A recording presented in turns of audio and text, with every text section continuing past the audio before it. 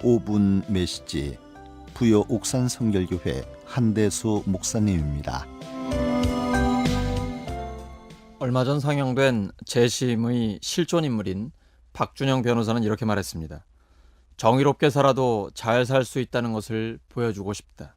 예수님의 제자들은 무엇을 보여주며 살아야 할까요? 잘 산다는 것이 어떤 삶인지를 보여줄 수 있어야겠습니다. 우리의 죄를 위해 죽으시고 부활하신 예수님, 그 예수님을 따르는 제자의 삶이 가장 가치 있고 의미 있는 삶이라는 것을 말입니다. 본문에서 예수님은 한 부자의 이야기를 들려주십니다. 그 부자에게 재산 관리인이 있었습니다. 그런데 그 부자의 재산을 낭비한 것 때문에 그는 해고당할 위기에 처하게 됐습니다. 그가 국리 끝에 주인에게 빚진 사람들을 비밀리에 불러 빚 문서들을 위조해 줍니다. 자기 돈도 아니면서 빚을 상당히 많이 줄여줍니다.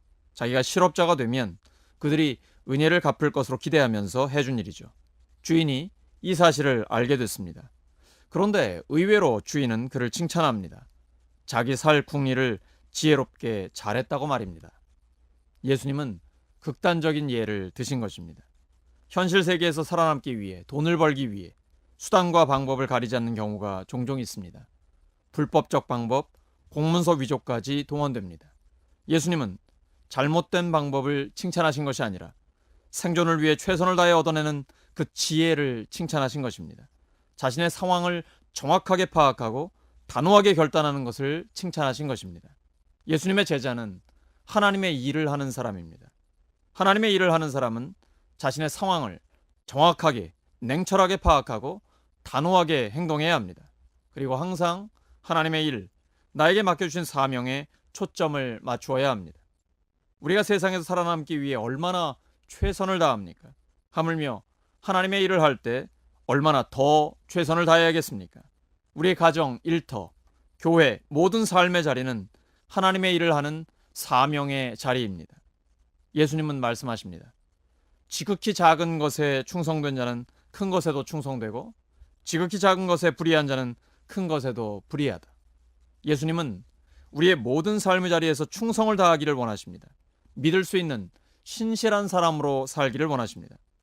지극히 작은 일에 신실한 사람에게 하나님은 큰 일을 믿고 맡기십니다. 이것이 하나님 나라의 원리입니다. 골로새서 3장 23절에 기록되어 있습니다.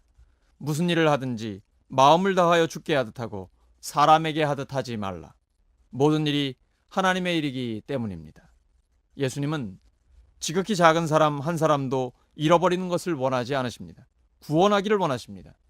그를 구원하기 위해서는 그를 위해 기도해야 하고 관심을 가져야 하며 때로는 물질도 가야 합니다. 그래서 하나님의 일을 하는 예수님의 제자들은 성경적인 물질관을 가지고 있어야 합니다. 예수님의 물질에 대한 기준은 명확합니다. 돈을 따르지 말고 예수님을 따르는 것입니다. 마태복음 6장 33절입니다. 먼저 그의 나라와 그의 의를 구하라.